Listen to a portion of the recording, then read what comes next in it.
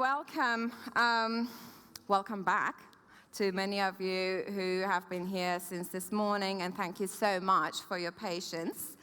So now for something completely different.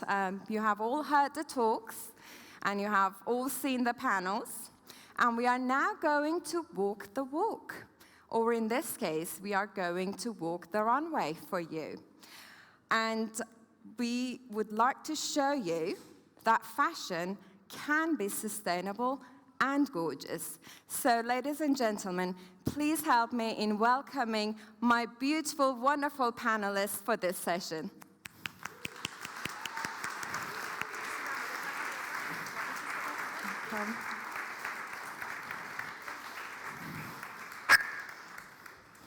Hello, everyone. It's nice to see it so full up in here. That's absolutely lovely, so thanks for coming down. I'm Alex, and my brand is called Virtue Jewellery, and very shortly there will be a presentation behind me. I think we've got the wrong presentation. Yeah, that is not me. As we have quite a few. So I'm based in England, as you can probably tell, and Virtue Jewellery is a sustainable, ethical, design-led jewellery brand that I actually started with the help of the King of England, and so he gave me money and mentorship to start my brand, and the presentation is coming very shortly. Yeah, okay. So I saw a gap in the market to create a sustainable jewellery brand. Silver that could actually take shelf space off the big brands that you see, ones like Pandora, brands like that. And I hit the drawing board and I wanted to create something that had something for everyone, that was design-led. I actually started out as a graffiti artist, and that's how I taught myself to draw. I went on a few courses, and then during lockdown, I launched my brand. My brand is all inspired by children's drawings from around the world. And we simply ask children in developing countries to send us pictures of anything that's important to them. And then that forms the inspiration behind each piece, which it would be lovely to show you, if I could. Yeah. The technical team, I think, is trying to sort it out. And if Okay. not, maybe we can always we can circle back around to it. Yeah. So yeah, during lockdown, I launched the product, and it's now in about 120 stores across the UK and Europe. Everything from your local gift shop to really big department stores. And it's grown and growing, and we've done that just by using ethics as our unique take on jewellery. And today, Shookou actually met in a big department store in London, and she fell in love with the product. And as you can see, she's wearing some today, which is lovely. Thank you, Shookou. And we're now helping schools in over 28 countries around the world who benefit from the sale of each pair of jewellery. So when you buy a piece of jewellery, it shows you the inspiration behind it and the country you're supporting. So it's really good to have that ethical concept. And we follow the 10 principles of fair trade, with a key focus on the materials we use. So we don't actually use recycled materials because it's not actually that ethical sometimes.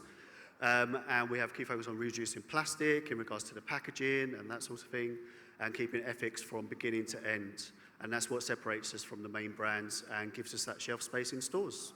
So thank you, and hopefully I'll get to show you the presentation and make it a bit clearer for you. But thank you very much.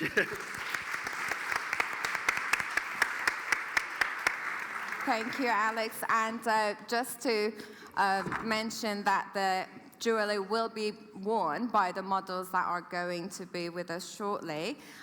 Lucy, the floor is yours. Thank you. It was a bit, this on? Yes, it was a bit early then, wasn't I? Hello, everyone. I'm Lucy Tammam. I'm a sustainable couture fashion designer based in London. I'm wondering if my presentation might be coming up any second, hopefully. Can we have Lucy's presentation now? The first one, please. So I started my brand in 2007. Well, before that, I think it might be coming. Before that, I was a fashion design student at Central St Martin's, and this was a long time ago. I was saying at that time, I care about the environment, I care about animals, I care about people. I want to put that into my work. And I was told then, no one cares about it. Don't bother. It's not worth it. Just concentrate on your design. And I thought, great, well, I do care about my design, but actually I care about the planet as well, just as much. So, no, I'm not going to forget about it. I'm going to keep going with this. And they laughed at me, and then a few years later, I met the head of fashion from Central St. Martin's from when I was there, and I thought, oh, she won't remember me, but I'll go say hi anyway. And I said, oh, hi, Willie, how are you? You don't remember? And she said, Lucy, I remember you. You were doing sustainability. We're all about that at St. Martin's now. So I was right. It's everywhere now. Everyone's talking about sustainability now, and it's so much part of the agenda that we are all talking about it. We're all doing it now, and it's really important. So, but I was happy to be ahead of the game when that happened. I'm not sure. Can the next slides move on, please? You can have that. Oh, do I do it? Amazing. Thank you. It's there, but it's not there. Okay. I'm not good with technology. I'm very old school. So I have a small atelier in Bloomsbury in central London. I initially started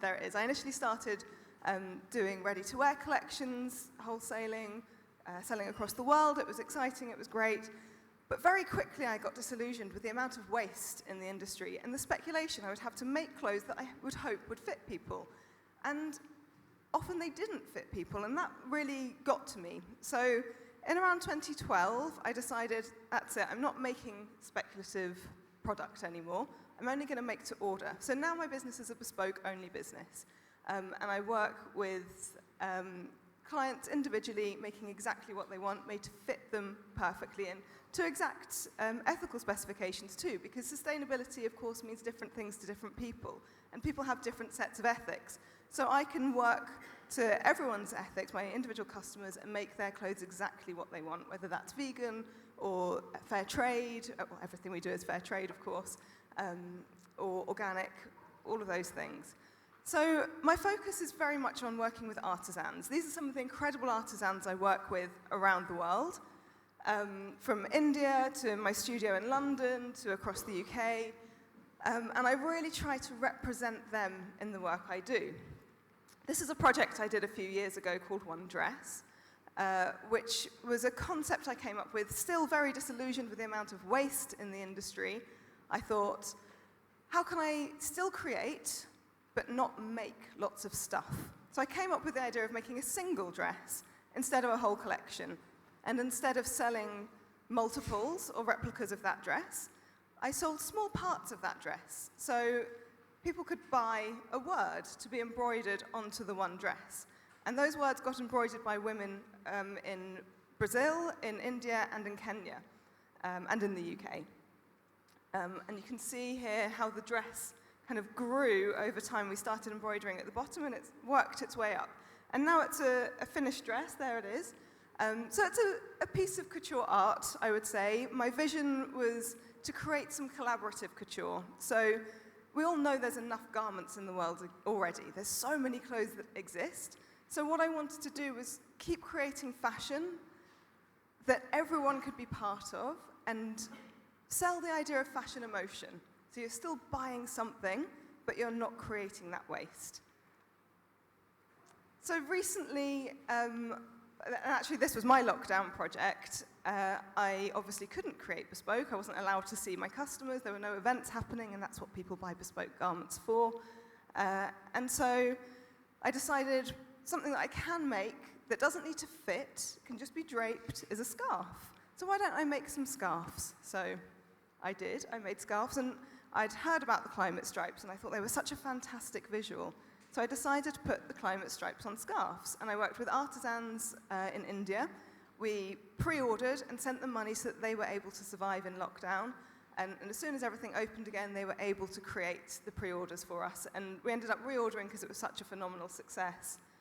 That then led on to a collaboration with the European Space Agency, which is my current collection. And I'm sorry, I feel like I'm taking a long time, and I know there's lots to do, so I'll speed up a little bit. So you'll see some of these designs now, and then embroidery and embellishment is a massive part of what we do. We work with artisans all around the world to create embellishments, and we have a head of embroidery in my studio in London who creates these incredible works of art, basically. So very much trying to revere the artisans, and here's some wonderful, amazing, incredible women who have worn the clothes that I have created. So that is Tammam. Please do follow us on social media at House of Tammam. It would be lovely. And you're going to see some of our designs now. Oh, I did that. Hopefully the video is going to start too. They are wearing the jewellery as well, so if you look really closely, you will be able to see it.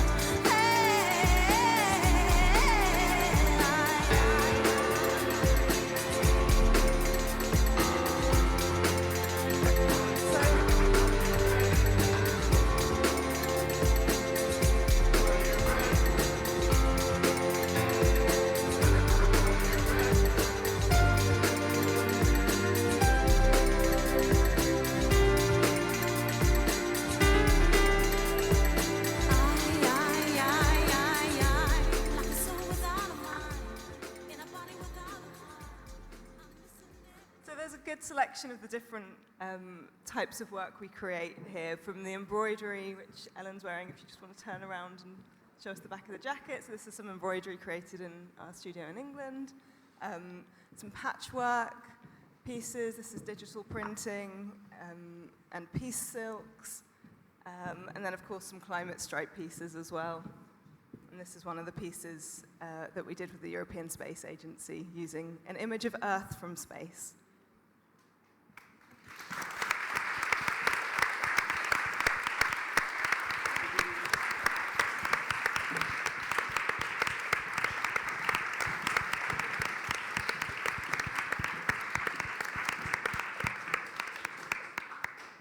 Wonderful, and I feel so special. I've been put all these beautiful outfits and jewelry and everything on by the professionals here, so I felt really special backstage.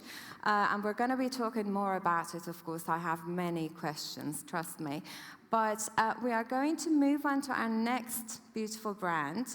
The floor is yours, Helena and Lada, and I know that you're going to tell us your inspirational story as well. Alex? It looks like they've just found the presentation. Oh, fantastic. The question is, have I spoken too soon? So I think if it's there, yes. So Alex, would you like to go ahead and at least we can have a closer look? I mean, gladly. I'm wearing them. They are so beautiful but delicate. So I think if we have some closer look at the beautiful collection that you have, would be amazing. Is it there? I can see my name. Yes, I can see the There virtue. it is. Yay! 5, 4. Hey, that's me. Okay, I'll make it very quick so don't take up too much time. So, I'm an ex-graffiti artist, turned jewellery designer. I know it's complete yin and yang. And I saw an opportunity to build a brand with ethics, and as I say, it's sold all over the UK. We're smashing it, we're doing well. Oh, I need this. So yeah, I saw a gap, and I wanted to create a timeless jewellery collection, nothing seasonal, nothing too fashion heavy, something that you love to have in your jewellery box all year round, stays with you forever, while making the world a better place. So the best of both worlds. So yeah, as mentioned, my Studs of Hope collection, that's what it's called, catches in the name there, gives hope, and it's mostly earring studs. It's all inspired by children's drawings from around the world. So you can see one of the children we work with in Guatemala, and the drawing that she sent us. Actually, the drawing she sent us was very, very impactful, full of emotion. There was a volcanic eruption in the area she lived a few years ago. Some of you may remember, in Guatemala. And she actually drew the before and after with herself crying. And for an 11-year-old girl to draw that, I wanted to capture that emotion, but still make it something wearable, something that you want to put on every day. So we draw from the colour and the eyes and created a very lovely fun piece, perfect for festival actually, the colours. And this is Humberto from Cambodia. She wanted to show the paddy fields where she lived, where she grew up. That was the most important thing to her. So rice grains form the focal point. It's actually one of our best sellers, even though it's one of our most simplest designs. I'm wearing one today. And then we have Yakshika from India, and she was part of a really cool school project to reduce waste in her local area, and they created stationery with seeds in, with the icons being the world. So we took the circular motion of the drawing, and Shooka's got some on as well today, in gold and silver, just to cater for everyone. And as mentioned, we're working in 25 countries over the world, helping children access education who otherwise wouldn't have the opportunity. So it's got that real feel-good factor. And yeah, that's some pictures from the schools we work with. If my classroom looked like that when I was going to school, I probably would have actually gone a bit more.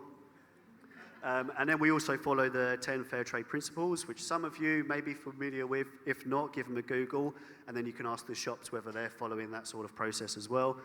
With a key focus on fair labour and employment, because we actually manufacture in the Far East, and it's just to point out that you can do that. They're just people. We manufacture in Thailand, but you can do it ethically, so you can pay a fair wage, you can make sure they've got perfect living conditions, those sort of things, or as near to perfect as we can get it. Plastic-free packaging, so those bumblebee earrings are to support a school in the UK, obviously where I'm from, so I've got to support people there as well.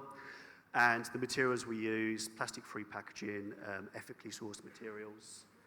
So it's ethics and style hand in hand. So thanks very much for your patience on the first time round. Thank you, thank you.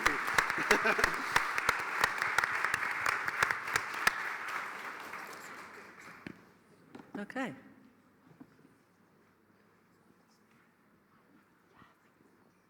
All right. Thank you for coming, and we would like to show you our project, which is called Auversum, and behind this project it's me. My name is Helena, and I'm an artist. I'm working with digital technologies, and my friend. Hello, nice to meet you. My name is Lada, Lada Tomečková, but I have a brand Lada Vyvialova. And we would like to thank you for coming, and thank you for invitation of Shookou and a Meltingpot and a great cooperation. So we are happy to be here, and I'm a fashion designer, and we make together with Helena a very new project, which we would like to introduce you here, and the project calls Auversum. All right, I switch. Next. It's working. Okay. It's me as a fashion designer. I'm focusing on the smart technologies, nanotechnology, because for me it's a one possible way how to make a meaningful, sustainable fashion. It's definitely opposite side of point of view on the fashion, which is great to be here with the Lucy, because I think that meaningful fashion it can be made only if it offers something more, something plus, something extra than already made garment. Because generally, if we stop at this moment all textile and fashion production in the planet, we still have a lot of clothes for many years for everybody here. So, but as an artist, I am pushing to create, to make something new. So I find my way, it's nanotechnology.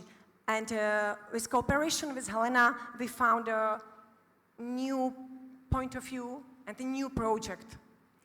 Yeah, well, we talked about this project before because I'm working also with augmented reality. And now, question is, who knows what augmented reality is? Please raise your hand. Okay, good, good, good.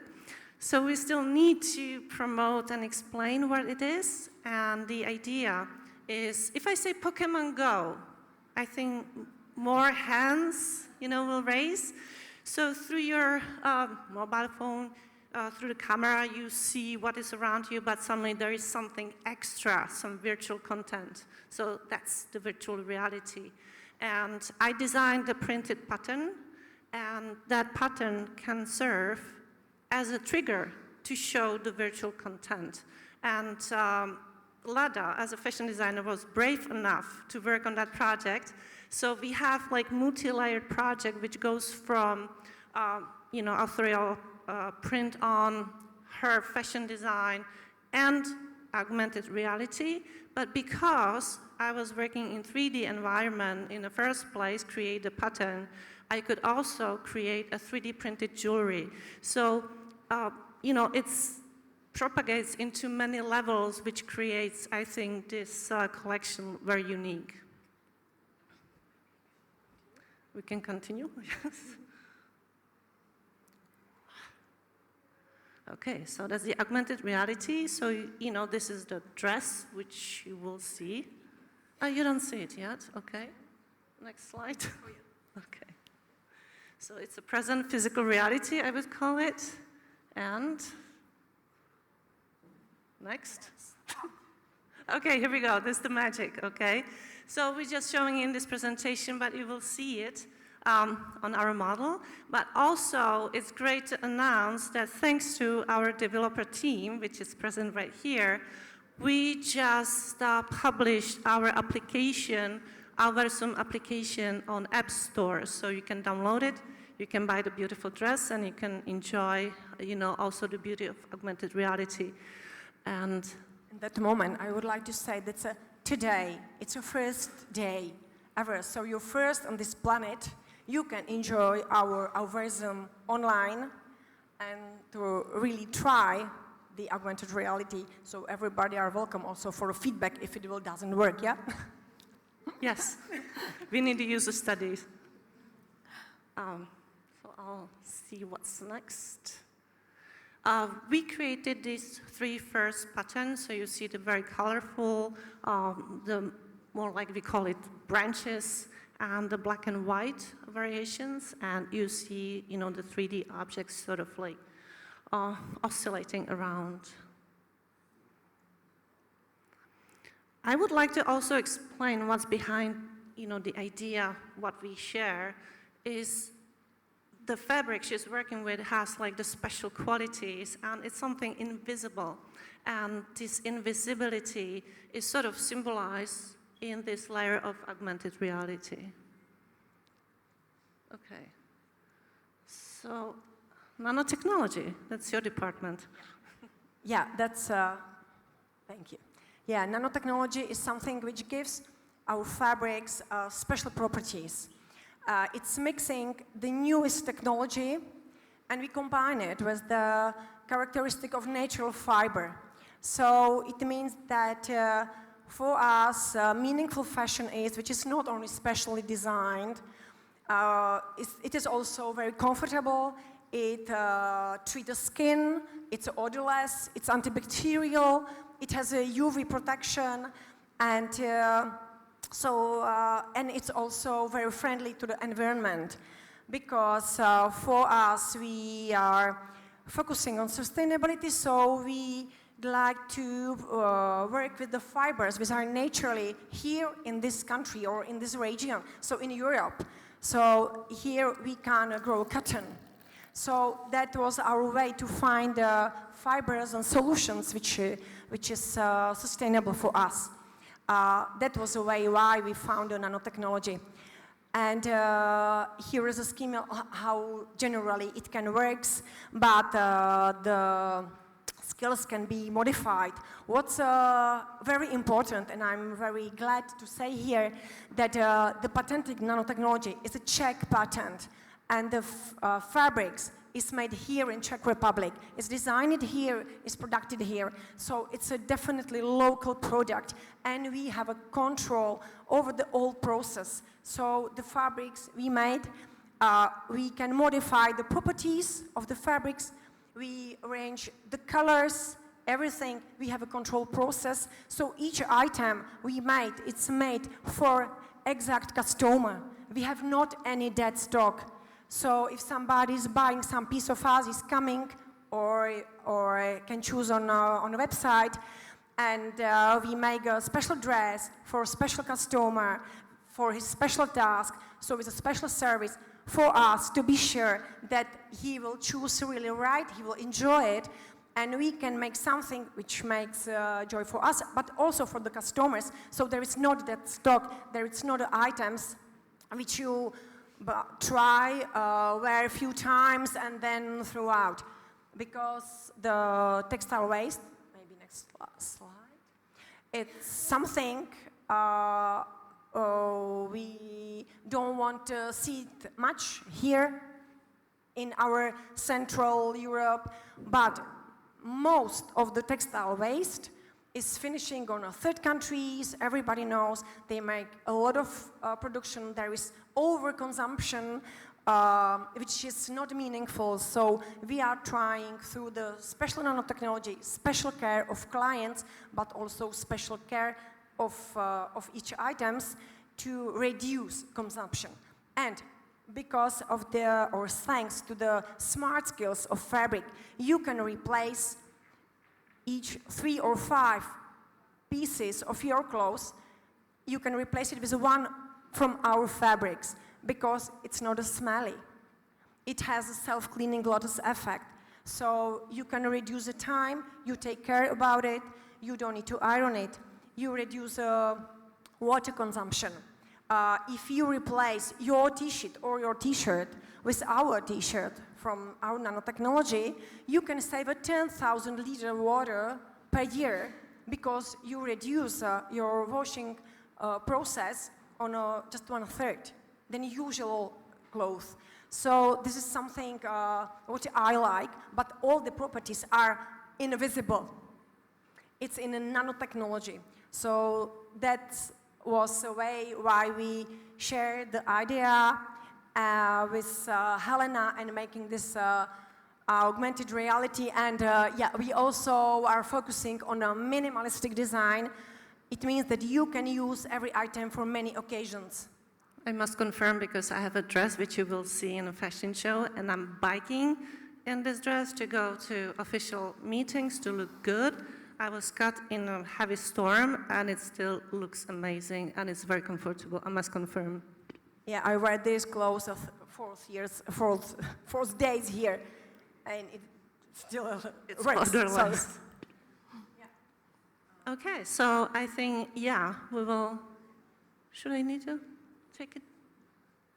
What do I need to do? So we would like now to show you how our application works. So we have one of the developers. And so what she's doing with the application, she's going to take a picture of a part of the dress. And that part triggers the display of augmented reality, which you see right here on the screen. And it's not just one scene. It's designed the way that every time you look at the dress, the different items will show up. We have a whole library of these 3D objects, virtual objects. So it's always something special, something extra. So, and also we would like to change the markers. So maybe if you buy the dress, in 1 year you will see really surprising pictures on your mobile devices. Yeah, you can change the place where you want to have it displayed, and it's always a surprise. Thank you, Eva. Thank you, Stella.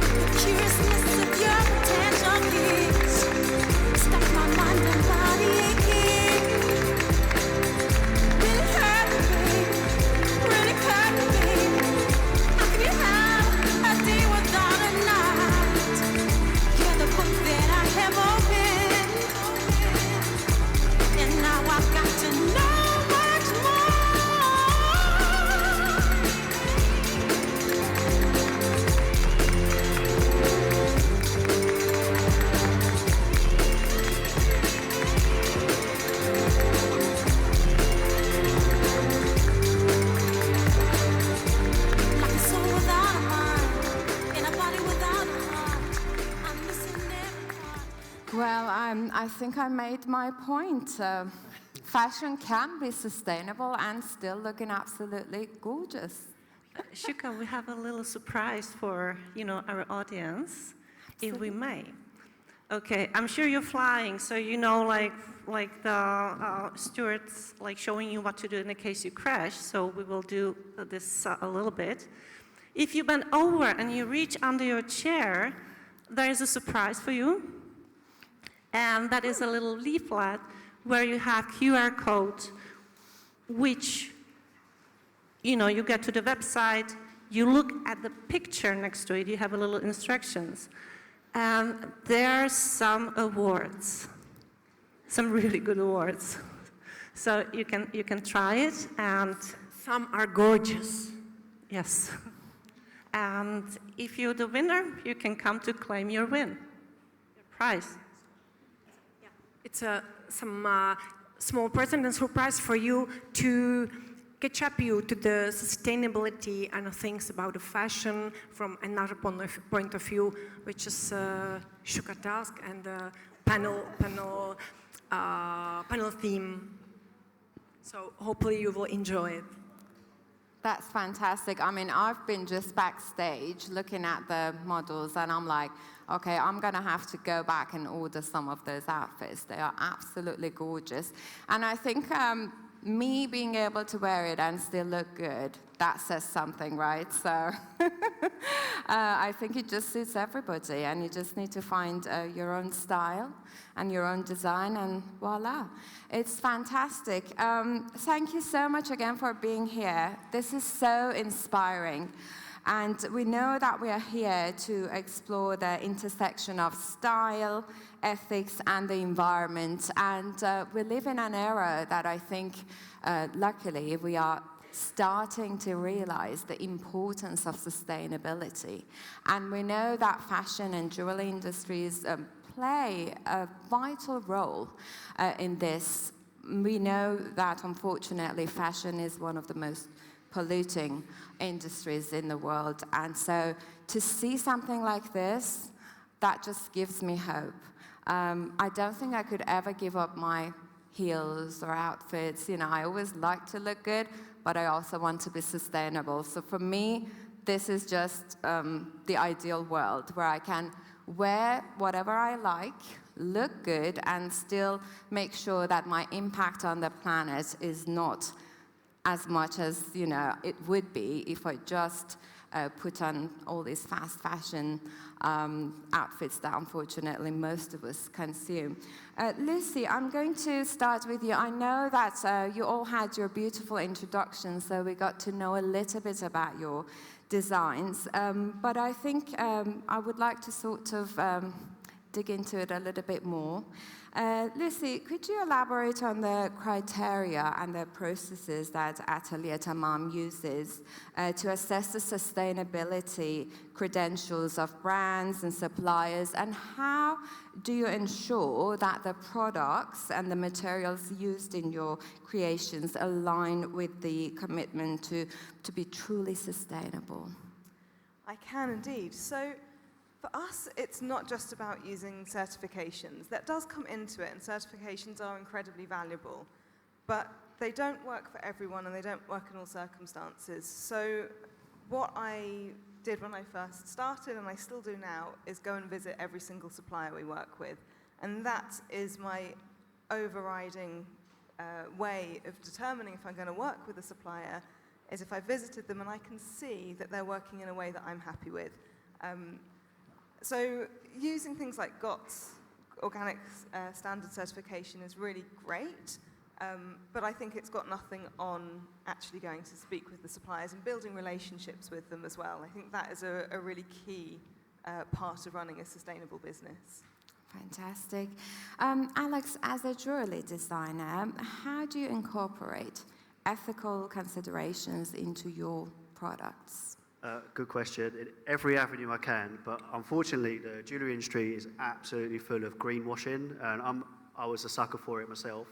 So when I launched Virtue, everything was 100% recycled materials, and I thought, right, that's great, recycling, everyone's told me that's good.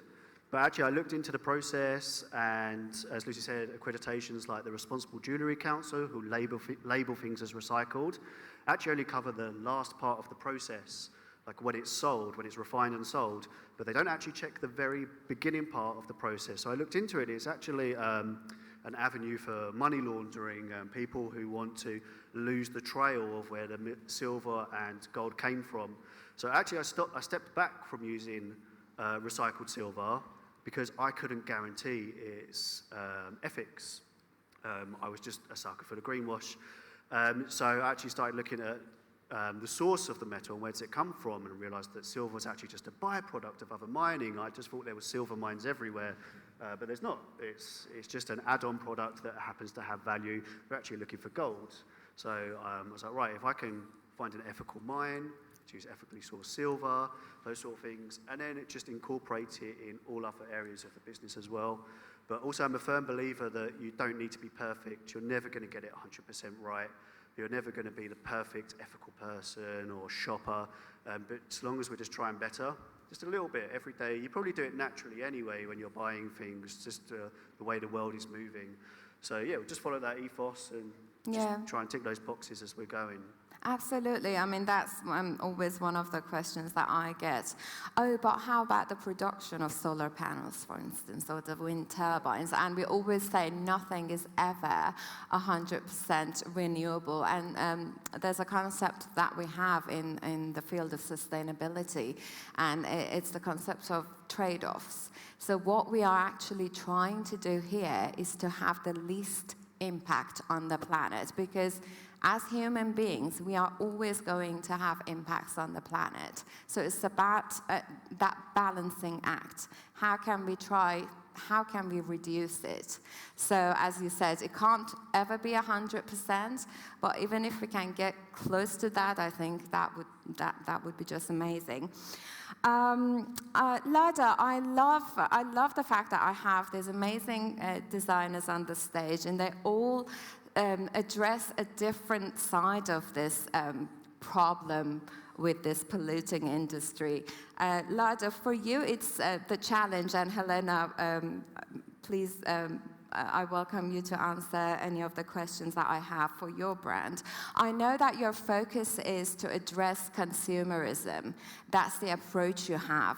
Can you tell us a little bit more about that? Why do you think that, why for you and your brand, that was the main reason to produce something that is sustainable? Because we know that's one of the challenging problems these days, consumerism. We just want to buy and buy and buy. It's there is many levels how to see the fashion, because the fashion industry is very big business. It's also a part of applied arts, can be. But what I think it's a very important point of view is that maybe not everybody are interested in a fashion, but all of us, we are every morning wearing something all day.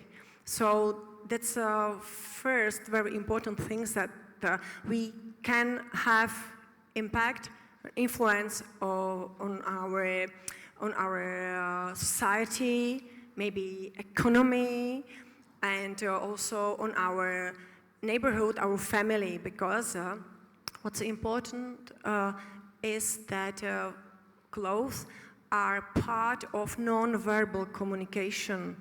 If you want or not, it is. So you can have really very important impact on other people, on you as you feel, but also on environment. So the fashion generally is like something really nice, pretty, hating, expensive, depends, but there is much more. FBI, CIA, film, movies, film industry, they all knows how much non-verbal communication, how it's important, but we don't work with it. So this is one level, here is maybe not so much time to talk about it, but maybe you can think also about this kind of impact on yourself and on your family, partner, colleagues, never mind. So it's one thing, and the other is that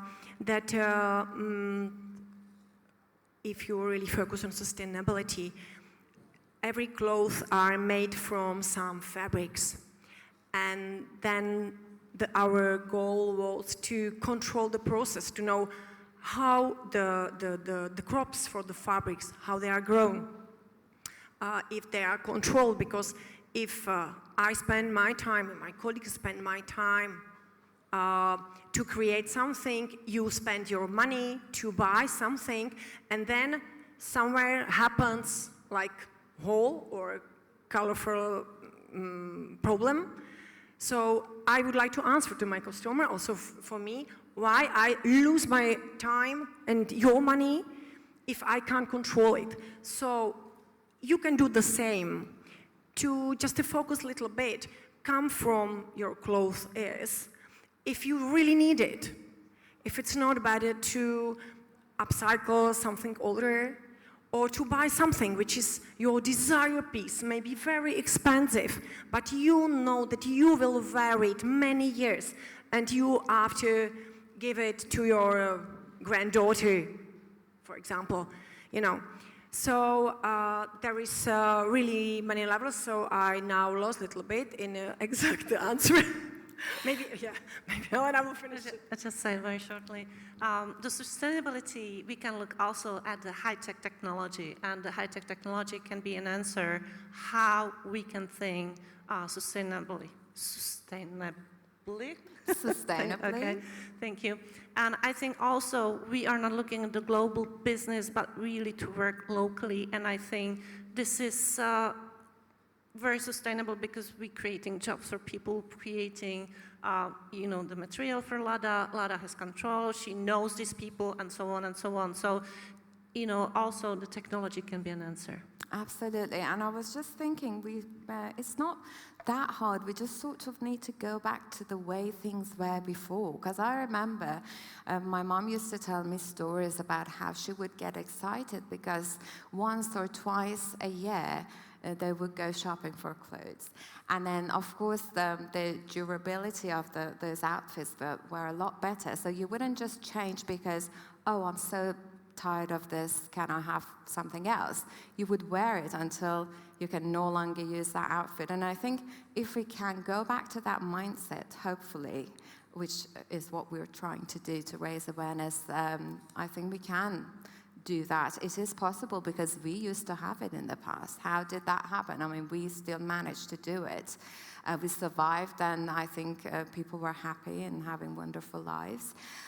Lucy, I'm going to come back to you. I have this strong connection with your collections only because I am a climate activist, and I know Lucy uses innovative, creative ways in which your fashion and your collection serves as a platform to raise awareness about climate change. Can you tell us a bit more about that?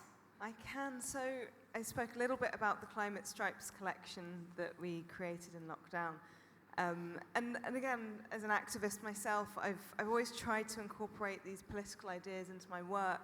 And that worked so beautifully, the Climate Stripes on fabric. It's just meant to be, isn't it? So it was a really lovely opportunity, I think, to showcase how the Earth is warming. And I think the world needs to see that, but doing it in a way that is fashionable and exciting and a bit glamorous. I think it gives it an edge that can appeal to a new demographic of people who aren't necessarily interested in climate change yet.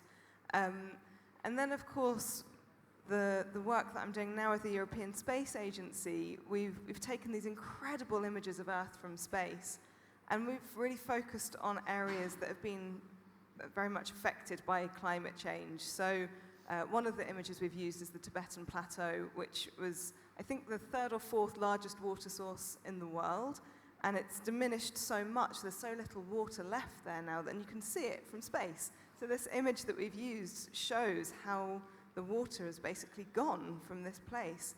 And I hope by showing these images, it will allow us to think about what's going on in the world, but at the same time, look beautiful, feel glamorous, and wear the story, wear the opportunity to talk about what's happening. So the climate stripes, the whole point of that visual is to get people starting conversations about climate change. So I think that has given us a really good opportunity. If you're I wear my climate stripe scarf all the time, and often people will say to me, oh, that's really interesting. Do the colours mean something? And I can say, yes, they do. Yes, look, this was 170 years ago, and this is today.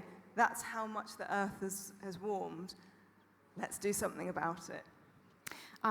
May I just also point out this one, because these are I'm fascinated by these, because these are showing different areas of our beautiful planet. Lucy, could you explain? And they all come in different colors, but it's only because it's showing our beautiful Earth from space. Is that correct? That's it. So these are radar images taken from ESA satellites. This is actually sugarcane fields in Sudan. This is one of my favorite images. I think it looks like a Klimt painting. Yeah, it's beautiful. Absolutely incredible. And yeah, it just gives us opportunity to see what's going on the planet from a different perspective. Absolutely. Alex, I'm going to come back to you. I know we had that conversation about recycled materials, and you had a very interesting view on this, and I would like you to share it with us today. On recyclables, yeah, okay, let's go. I love this. I've been waiting for this question. So there's, basically the jewellery industry is run by a very few key players. Some of them you will be familiar with, like the big fashion houses, like Prada and that sort of thing, who actually have stakes in the Responsible Jewellery Council, and they all do lobbying processes and actually all contribute to the greenwashing by launching collections, promoting the recycled metals. And it also overlaps onto gemstones as well. So De Beers, who were the biggest diamond miners around the world, actually created a marketing campaign that was extraordinarily successful to put a price point on diamonds by withholding stock. So diamonds are actually found everywhere, absolutely everywhere. They're not uncommon. But actually, someone started mining them. They're like, oh, these are really sought after. I can really market these. Let's hold some back and just trickle the market with a few, make them desirable. I'll put my own price point on it, which is really common in the fashion industry. Make a few, make it expensive. It can happen. And then we all just became suckers. And even today, we still. So who actually has diamonds? Put your hand up if you've got diamonds. Don't be ashamed. Yeah, quite a few of us. Everyone look around. These people have surplus income and will be buying us drinks later. Thanks, Shookou. Oh, dear. And actually, only 20% of all diamonds mined are by artisanal miners. But actually, if you look at coloured gemstones, it's the other way around. So 80% of all coloured gemstones are mined by artisanal miners. So the next time you're going to go buy some stones, either buy something that is recycled or previously owned, or try and buy a coloured gemstone and ask the shops where it came from, as well in regards to the precious metals you're buying as well. So buying recycled is better than buying new if you don't know where it came from, but try and ask the right questions, like, is that recycled? Okay, do you know who it was recycled from?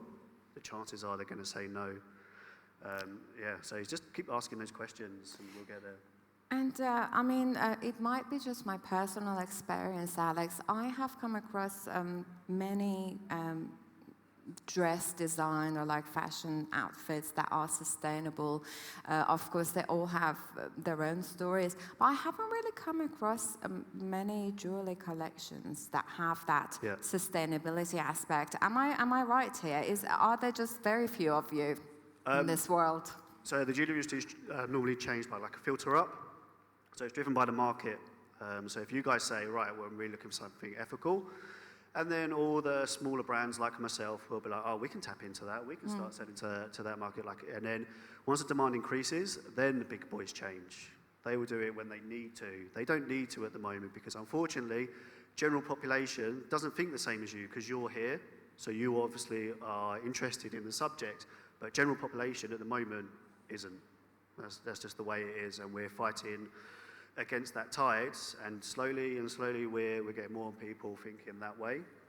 But they do release collections, so you can go up to a big fashion house and you can be like, oh hey, have you thought about sustainability? And they'll be like, yeah, last year we released like a capsule collection that really focused on that, and we sold it all and it went great. And then they'll go back to their margins and then they'll carry on doing. But it is possible. So I manufacture in Thailand, as mentioned before, literally down the road to really big brands.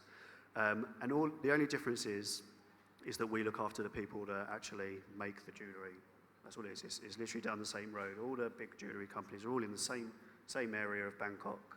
It's completely opposite to what we get in fast fashion, which is it is always produced in those countries, but we know the conditions those workers work in. Yeah. And it's nice to see that this is actually helping some of the communities, local communities in countries that actually need it in a way. Yeah, we do our due diligence, which is like the company checks, so like gender equality, no child labour, good working conditions, and just make sure everyone gets what I would want. What would I want if I was working for a company? Why should I expect any different for someone working for us? That's fantastic.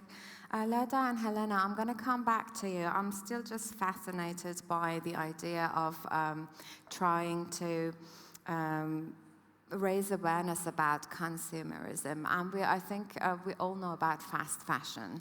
I don't think we know anything better than that these days. That's what we see. You go to Oxford Street, that's all you can see. And I know that your fashion line has embraced the concept of slow fashion. I would like you to tell us a little bit more about this slow fashion. Well, I think thinking about sustainability, I think recycle or circular economy is the ideal situation. That means what we produce, we're able to redo and use again, so we have minimal waste. And this nanomaterial has that quality, so it doesn't mean that you wear it for a long time, like a slow fashion, and you throw it away, but it can be recycled, correct? Yeah, this is one of the very important point in synthetic materials, which we generally don't like very much. But when it's fabrics you can modify by chemical way or some mechanical or physical way, it's you can add some properties, but after usually it's very easy to recycle it, so reuse it. So maybe this was some dress before, or this carpet probably was before something different than you see now as a carpet.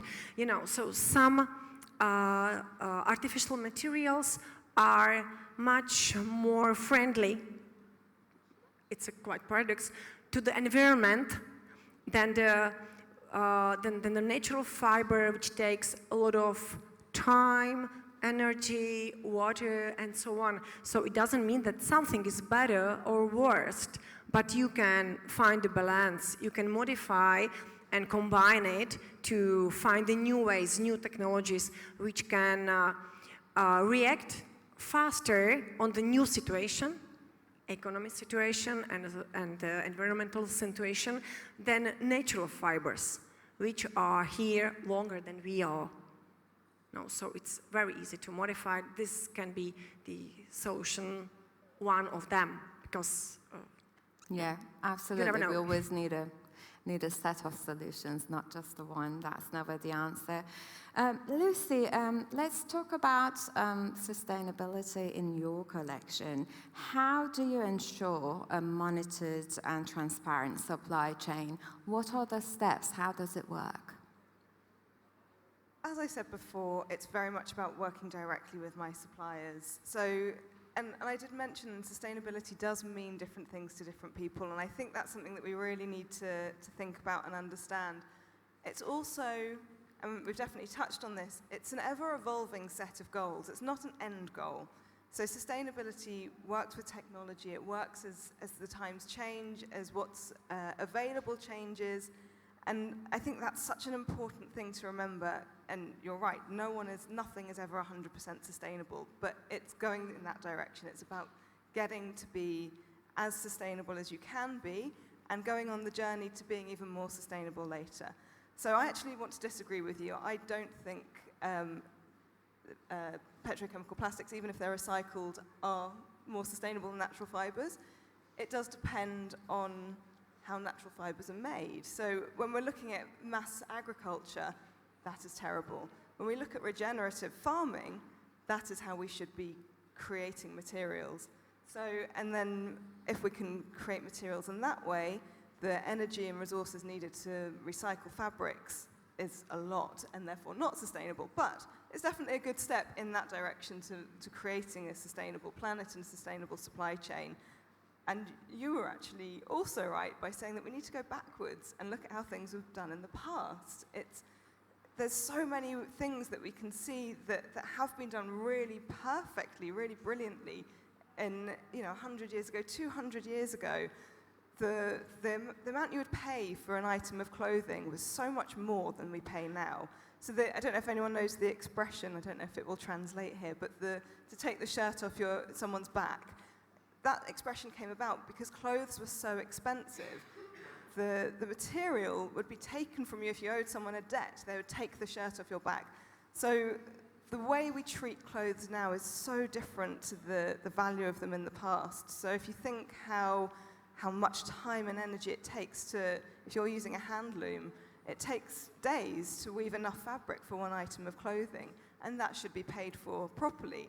So that the value of that garment is going to be so high if everyone is paid properly and if the materials used are sustainable and treating the planet well. Have I gone off on a tangent, Shookou? I'm sorry. No. I mean, this is exactly what sustainability is. I mean, there are always argue points there. There are always, different parts that you can argue about. And to be honest, you can never really find the right, correct answer. But I do believe in having a set of solutions that hand to hand can help us create a better future for everybody. That's it. We've all got different ideas and different things that are important to us. So I think, two people with different ideas working together and collaborating is really important because we are stronger together. So if we can set aside our differences and work together to make everything as sustainable as possible, then we're going in a really good direction and inspiring others to do the same. Absolutely. And again, as a person who works in the field of sustainability, what I really admire about all these brands that we have here today is the respect that you have for the communities, whether they're the local communities you work with, or Alex, for you're looking after some people in a wonderful country, Thailand. I used to live there. You probably heard my story about the flooding in 2011, and it's just so amazing because at the end of the day, we need to make sure that the justice is there, that equality that we are all looking for. And what a better way to get everyone involved than this. You can still enjoy what you're wearing, but also helping others at the same time. We have very little time left. I still have many questions, and I just need to say something about what I'm wearing to Lada and Helena. These are absolutely comfortable outfits, by the way. I am always wearing things that I'm not comfortable in, and I cannot believe it feels so light. I just feel like I'm wearing nothing, so I just had to comment on that because it's just the fabric is absolutely amazing. I'm going to now give the floor to our beautiful audience because I'm sure you're gonna have many questions for our wonderful panelists. So we're ready to take questions. Oh yeah, we have a lady over there.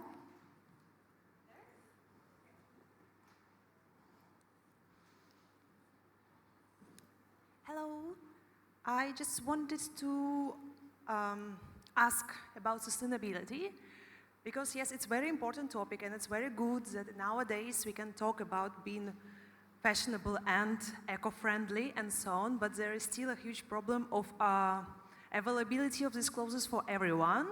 And I know that you mentioned about the economical situation and so on, which is wonderful. At the same time, I'm not sure if with my salary I can buy one dress and wear the same dress for 10 years. Which means like, or I will use one dress all the time, or I will continue to buy some fast fashion to compromise it somehow. And for me, it's like biggest problem because yes, sustainability in fashion exists, but I still don't feel that it's available for absolutely everyone. So does it really solve the eco problem in nowadays in whole the world or not? So what do you think about it? I mean, it's a great question because that's currently one of our May challenges, I? isn't it? I have a simple question, generally. Do you know how many clothes had your grandma?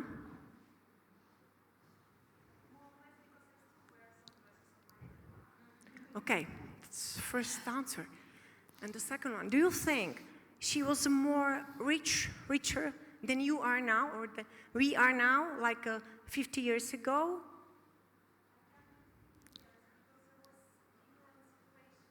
Yeah, it was a, yeah. Yeah. So, yeah, and that's your answer. That you should compare the price and the value of the clothes for you. It's only one thing. And the other, I think that anybody or everybody should think that the clothes, it's your expression, it's your social role you wear on you. So you have to feel happy and you have to enjoy it. It should be fun, but it's not easy.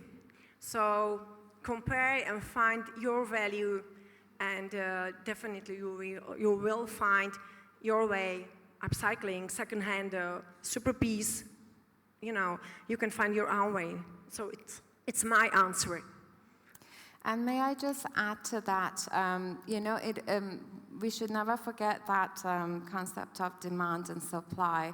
I mean, we do also have a really important role to play, because the more as consumers we demand sustainable products, the more the market and companies realize that they have to move towards that way. I wanted to say that I mean, the most sustainable item of clothing is the one you already own. So, and I imagine you have a wardrobe with plenty of clothes in it. Most of us do. So why do you need to buy more clothes? Why do you need access to more clothes? What right do you have to that access? When actually the cheap clothes are made by people who are being exploited. So why is your the amount of money you have more important than them? So I think there are plenty of options for everybody. First of all, you've got the wardrobe that exists already. Please use it. If there's pieces in it that you don't like and you don't wear, give them away, reinvent them, turn them into something new. If you need something new, why not save up for that really amazing sustainable piece and love that piece and wear it for a long time and keep it? Invest. That's how we should be shopping for clothes, not, I'll have this, I like this, I'll wear it once, I'll throw it away. This is the problem we're in at the moment. So I think the solution exists already, and I think we definitely need to change the mindset of, I deserve more clothes. We need to think about these people who are making clothes for me deserve to be paid properly. We need to flip the narrative. But you are 100% right. They are more expensive. Yes. But there are platforms out there online that are like ethical supermarkets where you can find brands like myself who are in the middle of fast fashion. I've purposely priced my products to compete with the big boys. So you can, with a little bit of research, you can find those price points that are suitable for yourself, because you are right, it is more expensive. I also know fashion designers who understand that you may not have enough money to buy expensive piece, so they allow you as a customer to pay installments, in parts, so you can sort of like, get little and pay off eventually. So I think that's also very welcoming to, like middle class or lower income customers. But don't get yourself in debt for fashion. It's a slow fashion, it's still And if you buy good piece, it can be a good investment, and you can sell it by more money after. So I think. Are there any more questions? Yes. The mic is coming. I'm very nervous about your app, Lada and Helenka, because if I download it and I walk around the streets of Prague and I stop pretty women with interesting clothes on the street, I'm going to end up with a broken nose, a black eye, and VSDP is going to drop me. Thank you for bringing up De Beers, the company I love to hate. I disagree with you. I think the people in this room know what fast fashion is, the impact it has, and how terrible it is. I have been preaching to my lovely wife and daughter for 20 years about De Beers, about Shein, about Zara. They're not listening. They're still shopping. I think I'm wearing one of their pieces right now. I don't think that education has been done yet. And you guys are fighting a huge fight that can't be won until not everybody in this room, but everybody out there knows the impact that they're having. So, where do we start? Well, I would We've all got something to say, yeah, go on. with the taking pictures of beautiful women, you're not allowed without agreement to take pictures of strangers on the street in the first place. But no, I think the app, we are struggling with that because people are not that familiar with the technology. And you know, I am in the IT environment, so for me it's like, okay, you know, like everybody must know that, but obviously it's still very new. And as Lada told me, like, we're ahead of time. And I said, so what? You know, it's not a bad thing. And I think that it's a great experiment, and I love experiments. And the outcome, we will see, you know, where it lands. Yeah. So, yeah, I've got you. When I'm pitching to a shop, like, will you stock my product? Because I mostly sell to other shops and off my website as well, which is lovely. I always have to assume that they don't care about the ethics. Because I'm selling to someone that's already got lines that we're very familiar with, like Pandora on their shelves and things like that, I have to sell the design first. So unlike these ladies make lovely, lovely garments, I'm selling a lovely design at a price point that people are used to, and then the ethics is a bonus. So I take like a people before profit scenario to my business, and that's the way we all should be. Like, people are more important than money, but that's the way I approach preaching to people, like you said, like your family. It's just like, they don't have to love the ethics if they don't want to. They're just getting a lovely bit of jewelry, which is what they're after, and then I'll do the work in the background, and then that's what we do, and that's how we give another selling point to the jewelry. It's like, right, I'll give you a piece of jewelry, cost the same as something you've already got on your shelf, but there's something else to it, and we're going to capture more sales because more of the general pop are going that way. And that was the key to our success and how we've grown so rapidly, is we're doing something that people are used to for the same price point, they're loving the designs, but there's a bit more to it. I totally second that. It has to be about the design. Yep. It's not, well, so I've been banging this drum 20 years as well, and when I started, I couldn't talk about being ethical, because people would say to me, oh, ethnic, I don't like ethnic. I was like, no, ethical, we treat people fairly. And I stopped. For probably 8-10 years of running my business, I didn't say that we were sustainable or ethical at all. Now it's changed. So the conversation has started. We've started this. Now we've got to push it. We've got to make it bigger. So now I talk about sustainability because everyone is talking about sustainability now. You cannot create a new product and not consider sustainability now. It's really important. So, and of course, there are plenty of people who just don't care. There are. The way to change that, like Alex said, is give them design first, give them what they want, and then that added bonus is the sustainability. And then that might change the mind as well. I think we have time for one last question. Mark. Yeah. We will take yours as well, so. Sorry, I didn't mean to steal your question. Do we need some shock tactics? Because guess what? In fashion, we don't see fur anymore, okay? Because it's become Yes. unacceptable. So But you do we do. actually need some shock tactics where we have basically starving children that are then taken into Primark and said, oh, Primark, by the way, these are the people making your clothes. Is that what we need to actually make sure that everybody, not just here, everybody gets it? Because if you're picking up a T-shirt and suddenly, and this is why perhaps virtual reality is great, you pick up a T-shirt and you suddenly see on your phone who actually created this shirt, you probably wouldn't pick it up. Absolutely, yeah. So, unfortunately, you do still see fur in fashion. It's not completely gone. You're right, shock tactics have helped it go out of fashion, but it usually creeps back into fashion. It's such a shame. Canada Goose, they use Yes, fur, yeah. exactly. I don't know if it's big here, but it's big in the UK and America. Yeah, so, but it can actually create a narrative around it, so that there is value in that.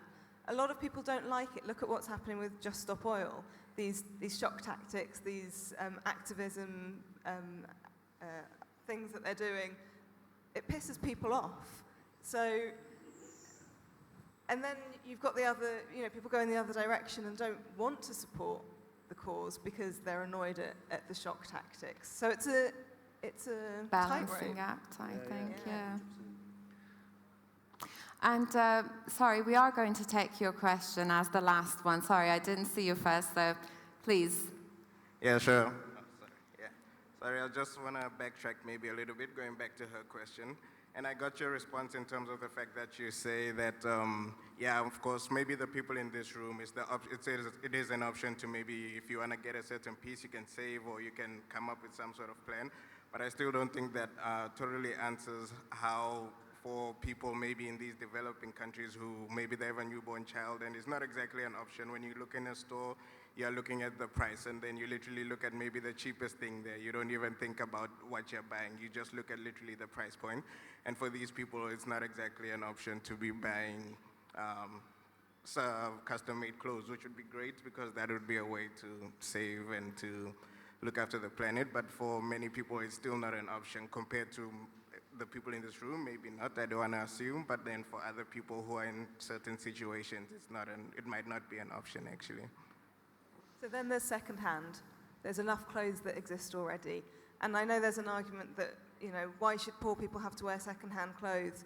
Why should poor people have to make cheap clothes for other people just to feel better about themselves? So I think there's enough clothes that exist that can fit every price point already without us having a fast fashion industry.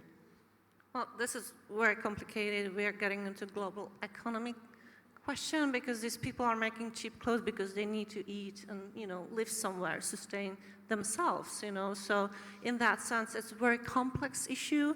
And I think, we're striving and trying to think, ethically and so on, but we need the system to come and meet us at some point, because why we customers should raise the awareness. It has to be also the system which says, okay, this is enough, okay? And I experienced this situation when I was in Cape Town, I think 4 years ago. They almost ran out of drinking water. Yep. And every day they were waiting when this day happens. I came there. Yeah, you remember? I saw how they treat water. There were rules, there were controls, people comply because they understood that, it's their life. I mean, it's serious. And in 2 weeks, I learned to recycle water I used. I came home and I do it till now. And I was amazed how much we talk about drinking water and how much we still didn't learn to manage it. Yeah, absolutely. I mean, we always seem to forget. We learn a lesson, and the moment the crisis is over, we quickly forget about it. But I think that's learning the value of our resources, our natural resources, and knowing that at some point they're all going to be finished, and we're going to end up only with the pollution and the waste. Yeah, we need legislation to make this work, and that's always been the key to it. We need the people in power to make these rules that we have to stick to. So And I must say, I'm buying fur coats from the second hands because I'm so sorry for these animals Yeah. that I don't want them end up in a dumpster, and I'd rather keep them. But I'm against the fur industry. But you know, I totally understand your point. I always feel the same with the meat that is the leftover on the plate, because I'm like, that poor animal is dead, and now this is going to waste. That's just even worse. So I have But that. there's another side to it as well, not just the developing world purchasing stuff, but producing. So I don't know what country you're from. I know you mentioned your origins, but also the whole education side to manufacturing in the developing countries has a massive way to come. So we give like PPE equipment, so hard hats, goggles, and people in artisanal mines, and they just won't wear them. Like 100% they won't wear them. Like you'll give them all this stuff, like you've got to wear this, because we've got this accreditation that we've got to meet, and we're going to judge you by our standards. So next time you go to your artisanal mine, make sure you're wearing this. And then you come back the next day, and it's all in a pile at the entrance to the mine. So like the manufacturing side as well, it's got like a long, long way to come. Not just the purchasing side, but the manufacturing as well. It's a whole educational journey that is really a battle. Well, sorry. Yeah, just last word. Then if you don't know how to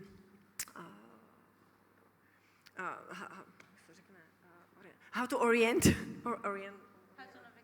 how to navigate in the problem in the fashion, just focus, for example, on a local production. Even if it's you live in England, buy England brands. If you live here, live local brands. It's a first step, because generally all local brands are more sustainable than the others. It's easy, because you can knock on their door and ask why it's like that, or why it is so expensive. So it's very simple way if you want to know a little bit of more. And I have one recommendation. If you would like to know a little bit how each item, the cloth item, is made, please see again. I hope everybody saw already Little Mole and the trousers. You know, from childhood cartoon. It's a very famous Czech cartoon. Do you remember it? Krteček a kalhotky. So watch it. You will see how much things is necessary to do to have an item on the end. And imagine, if you have to do all these things, what's a price for so huge piece of so much work you have to do? And then maybe you will have a little bit different view on something you will buy. So it's very easy, simple. You don't need to be specially educated or specially rich. It's very easy if you allow. Thank you so much. Once again, Alex, Lucy, Helena, and Lada, it was an absolute pleasure to have you on the panel. And thank you so much for being here with us. We're going to have a shorter break. We sort of ran over time. So in 10 minutes, I will be back here with my last panel. I always keep the best for last, so I hope to see you all here again. The best of the best.